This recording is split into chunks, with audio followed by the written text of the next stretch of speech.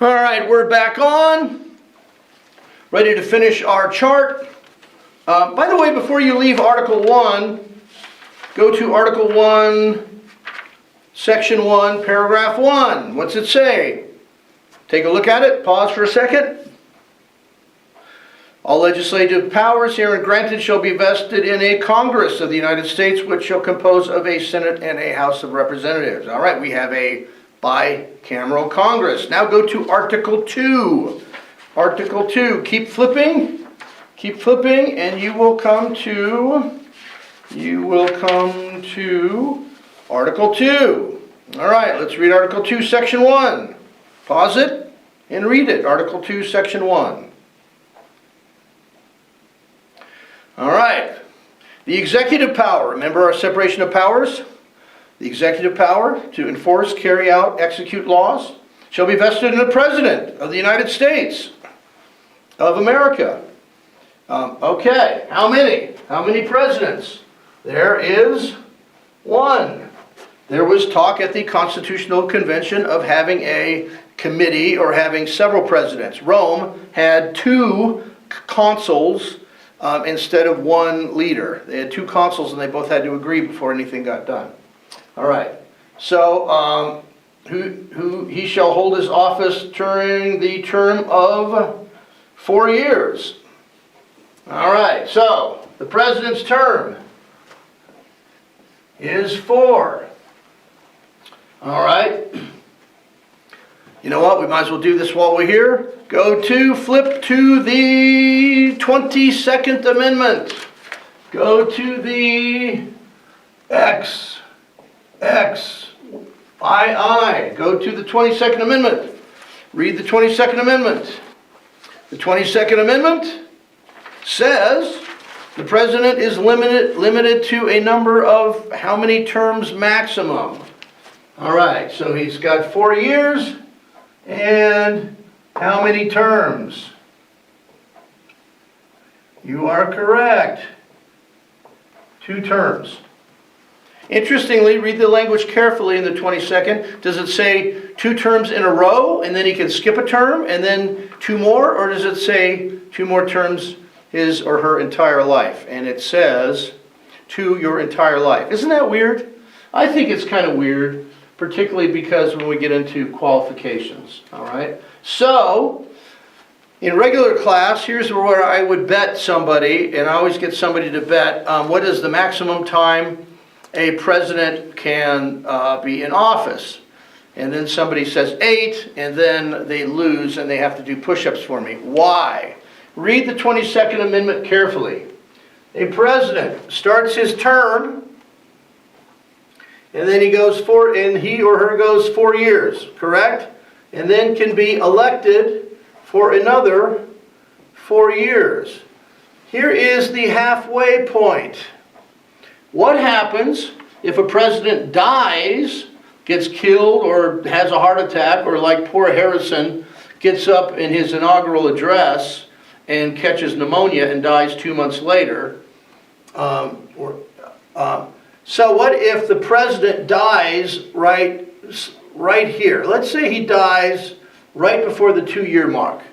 If he dies right before the 2-year mark, the VP gets to be president, finishing out his term, and gets elected once. Can be elected once. What if, however, the president dies like 1 minute after midnight going into his 3rd year? Then the 22nd Amendment says the VP can finish out the president's term and be elected twice. So, what's the maximum time somebody can be president of the United States? The answer is, it's on my test, 10 years. The maximum time is 10 years. Okay, everybody got that? Okay. Back to Article 2. Article 2.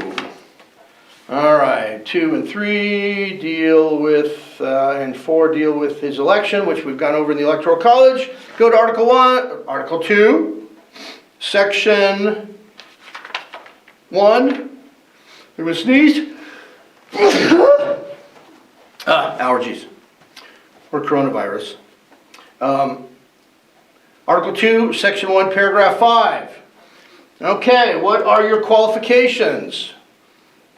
How old do you have to be? You have to be 35.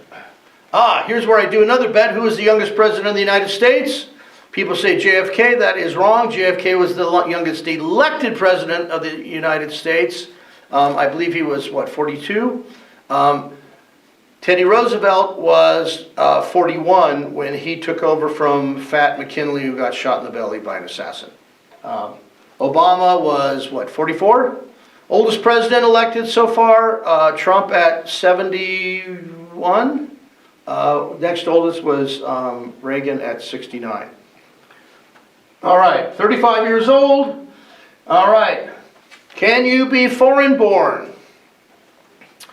This was tricky because when they wrote this, there were some people around like Alexander Hamilton that were foreign born, that they might have been president. So if you read this language closely, it says, no person except a natural-born citizen at the time of the adoption of this Constitution. So, if somebody was born before the adoption of the Constitution, they could have been a naturalized citizen. But if you're born afterwards, you have to be Now, this is a term of art. You have to get this precisely on my test, or you will miss it. Okay, it does not say born in the U.S. It says natural born citizen. All right? When we do our lesson on presidents, we'll get much more in depth on that. But in a nutshell, because we may not get there, look, it's pretty clear this does not limit you to be born in the United States. John McCain was born in the Panama Canal Zone. He wasn't born in U.S. territory. Ted Cruz was born in Canada to an American mother and a Canadian father, and he ran for president. Basically what this probably means, the Supreme Court has not ruled on it, but what it probably means is if you were born and one of your parents was an American, then you are considered a natural born citizen, even if you're born in Italy or Timbuktu. All right. What else? You have to have resided in the United States for how long? 17 years. Does it say 17 years in a row? No, it doesn't. Is it 17 or 14? Hold on. Blah, blah, blah, blah, blah. Oh, my God.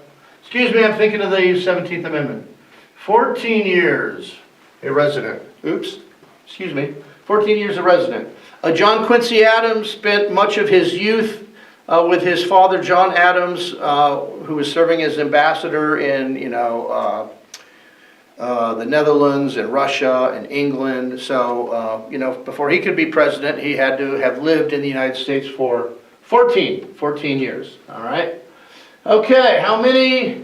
This is interesting. There is one president. Who does the president represent? This is so interesting because in our entire democracy, guess how many people represent the United States of America? And the answer is one. The President of the United States is the only elected official that represents, who represents. Here's a word I want you to write down because I think it's on a later test. The people you represent are your constituents. Constituents are the people that you represent. Is that the same as voters? No, it's not the same as voters. If you represent children, they can't vote, but they're your constituents. If you represent a place that has a giant prison, they can't vote, but they are your constituents. So, what is the president's constituency? Who does he represent? The answer is the United States of America. The United States of America. All right, how we do? Okay. How removed? Now, we're getting into something interesting.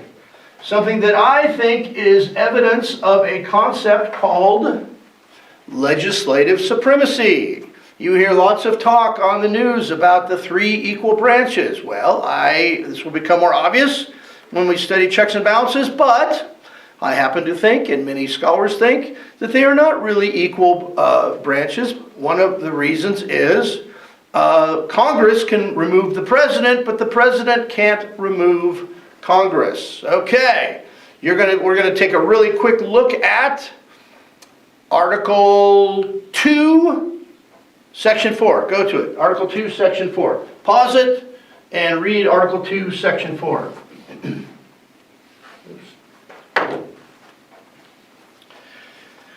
All right, okay, back on. Article 2, Section 4. Where is it? Section 3. Sorry. Here we are. Okay. The President, Vice President, and all civil officers, this is interesting. Can Congress impeach a general? I say not. Congress cannot impeach a general. That would affect the President's power as a commander-in-chief. Civil officers, not military officers.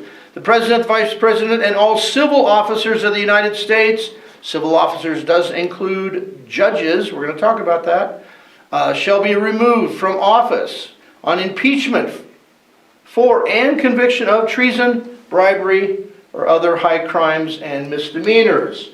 Okay, so the President can be impeached. And he also has to be what? He has to be convicted. Has to be impeached and convicted. Who impeaches and who convicts? Well, let's go back to Article 1. Go back to Article 1. Go to Article 1, Section 2, Paragraph 5. 125. 125. Where is 125? All right, you there? It's on page 753. Pause and read it. All right, you back.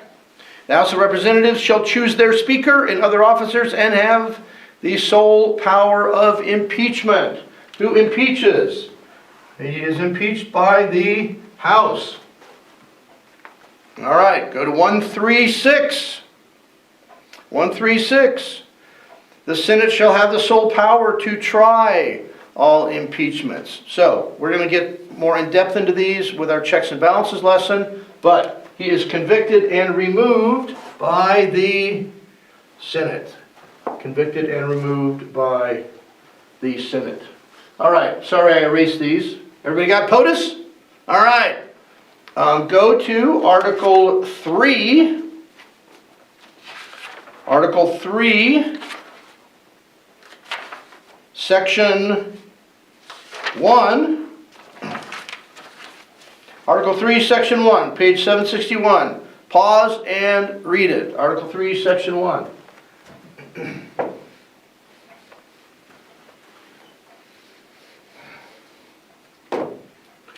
And we are back.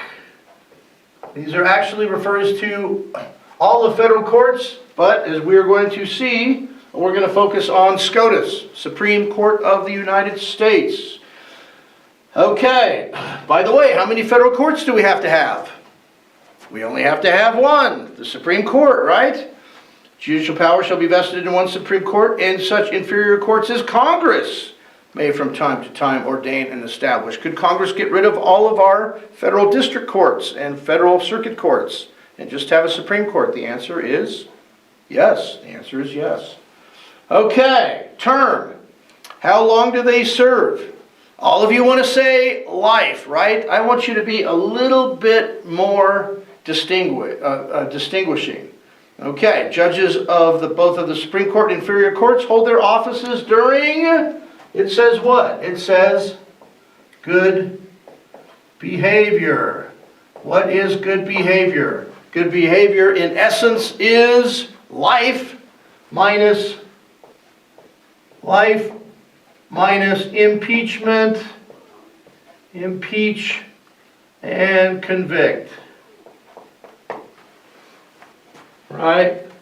So, once on the bench, a federal judge or justice of the Supreme Court can stay on until they croak, unless they get impeached and convicted. Not much of a remedy. No Supreme Court justice has been impeached and convicted. One was impeached very, very early on, but not convicted. Only 14 judges have been convicted of an impeachment charge and removed from office lower court judges in the entire history of the court. One guy for accepting bribes who they found $200,000 in his freezer. Yes, one of my clever students, cold hard cash. Okay. Read Article 3, Section 1, qualifications. Interesting. Qualifications are zero. Zero. Could a blind, deaf person be picked for the Supreme Court? Do you have to be a lawyer? The answer is you don't have to be a lawyer. It can be anybody. But here is the check. Go to, back to Article 2. 222. Go to 222. Go to 222. Pause it and read it. Article 2, Section 2, Paragraph 2. All right, it's one that starts with he shall have the power. All right. Okay, he shall have the power with the advice and consent of the Senate to make treaties. Who makes treaties? We're going to study that later. The President. Here's the important part. And he shall nominate by and with the advice and consent of the Senate shall appoint ambassadors, other public ministers and consuls, judges of the Supreme Court, and all other officers of the United States. So, who picks the Supreme Court and other judges? They are nominated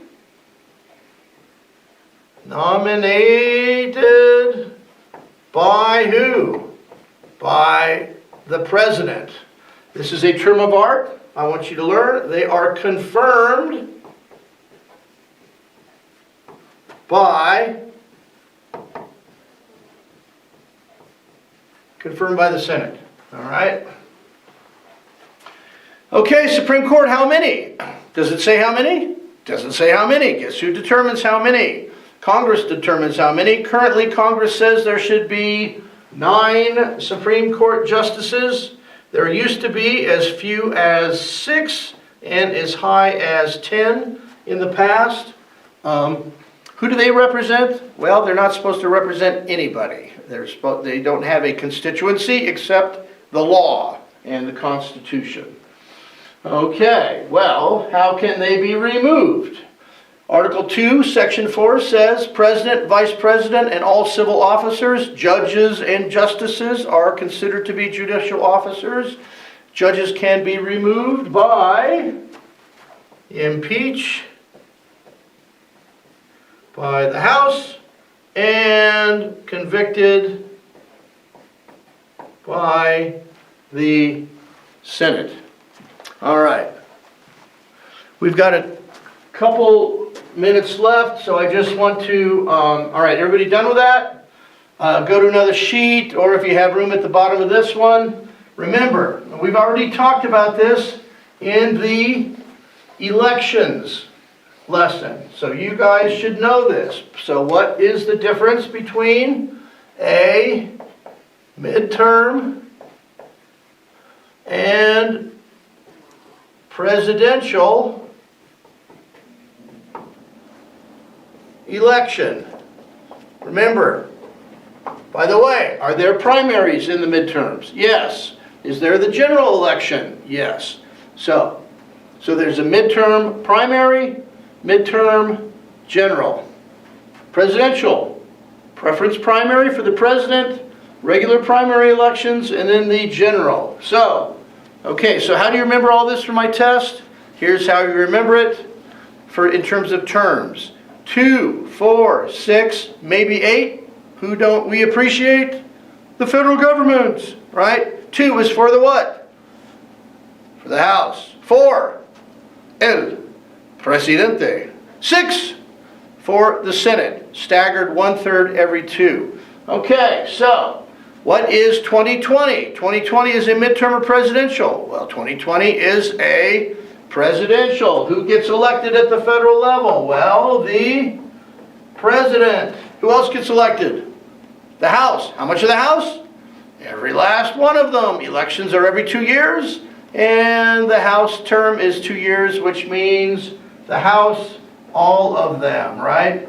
The House, all 435. Okay, who gets elected? About 1/3 of the Senate, right? The Senate, 1/3. Midterm elections, it's in the middle of the president's term. Who is not being elected? The president. Who is being elected at the federal level? The House. How much? All 435. And the Senate, how much? 1/3, right? 1/3 of 100. All right. Okay, guys. There's a little quiz at the end of this lesson just to make sure you were listening. Thanks a lot for paying attention. Bye.